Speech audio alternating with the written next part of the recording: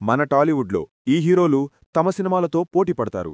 మరీ ముఖ్యంగా సంక్రాంతి వస్తే సినిమాల జోష్ భలే కనిపిస్తుంది. ఈ పోటీ ఇప్పట్నించి కాదు, ఎన్నో ఏళ్లగంచి జరుగుతూనే ఉంది.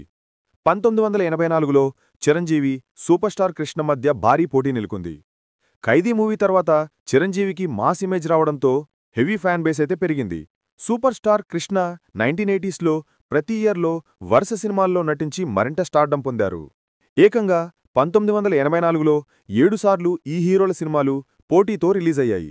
ఆ 7 సార్లలో ఏ హీరో పైచేయి సాధించారు, ఏ సినిమాలతో పోటీ పడ్డారో ఈ వీడియోలో తెలుసుకునే ముందు మీరు మన ఛానల్ ఫస్ట్ టైం చూస్తున్నట్లయితే వీడియో లాస్ట్ వరకు చూసి లైక్ అయితే చేయండి. అలాగే సబ్స్క్రైబ్ అయితే చేసుకుని పక్కనున్న బెల్ ఐకాన్ని యాక్టివేషన్ అయితే చేసుకోండి. నేను చేసే ప్రతి వీడియో మీకు నోటిఫికేషన్ ద్వారా స్పీడ్గా అయితే రీచ్ అవుతుంది. ఇప్పుడైతే మనం మన వీడియోలకైతే వెళ్దాం. ముందుగా ఫిబ్రవరి 11న చిరంజీవి అల్లులు వస్తున్నారు మూవీ రిలీజ్ అయింది. చిరంజీవి చంద్రమోహన్ ప్రధాన పాత్రలో నటించారు. 5 రోజుల తర్వాత సూపర్ స్టార్ కృష్ణ నటించిన రక్త సంబంధం మూవీ రిలీజ్ అయింది. విజయ నిర్మల దర్శకత్వం వహించిన 25వ చిత్రమిది. ఇందులో అన్నులు వస్తున్నారు ఫ్లాప్ అవగా రక్త సంబంధం మూవీ యావరేజ్గా ఆడింది.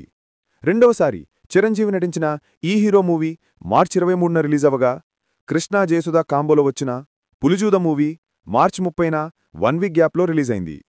హీరో మూవీకి విజయభాపినీడు దర్శకత్వం వహించడంతో భారీ అంచనాలు ఎలుకొన్నాయి. ఫైనల్గా ఈ హీరో, పులిజూదం ఈ 2 సినిమాలు ఆడియన్స్ అంచనాలను అందుకోలేక ఫ్లాప్స్గా నిలిచాయి. మూడోసారి 1984 ఏప్రిల్ 12న చిరంజీవి విజయశాంతి కాంబోలో వచ్చిన దేవాంతకుడు రిలీజ్ అయింది. 10 రోజుల తర్వాత కృష్ణ నటించిన ముఖ్యమంత్రి మూవీ రిలీజ్ అయింది. విజయ నిర్మల దర్శకత్వం వహించడం విశేషం. ఇందులో దేవంతకుడు సూపర్ డూపర్ హిట్ అవగా ముఖ్యమంత్రి మూవీ స్టేటస్ అందుకుంది. ఇక 4వసారి జూన్ 20న కృష్ణ నటించిన కిరాయల్లుడు మూవీ రిలీజ్ అయింది. కృష్ణకు జోడిగా జయసుధ నటించింది. 2 వారాల గ్యాప్లో చిరంజీవితో పాటు విజయశాంతి ముఖ్య పాత్రలో నటించిన మహానగరంలో మాయగాడు మూవీ ఆడియన్స్ ముందుకొచ్చింది. భారీ అంచనాల మధ్య రిలీజ్ అయి ఫ్లాప్ అయింది మూవీ. కిరాయల్లుడు మూవీ యావరేజ్గా ఆడింది. 5వసారి ఆగస్టు 9న చిరంజీవి నటించిన ఛాలెంజ్ మూవీ ఆడియన్స్ ముందుకొచ్చింది. యండమూరి నవల ఆధారంగా తెరకెక్కింది ఈ ఫిలిం. సుహాసిని, విజయశాంతి హీరోయిన్స్గా నటించారు. అదే రోజు కృష్ణగారు నటించిన బంగారు కాపురం మూవీ ఆడియన్స్ ముందుకొచ్చింది.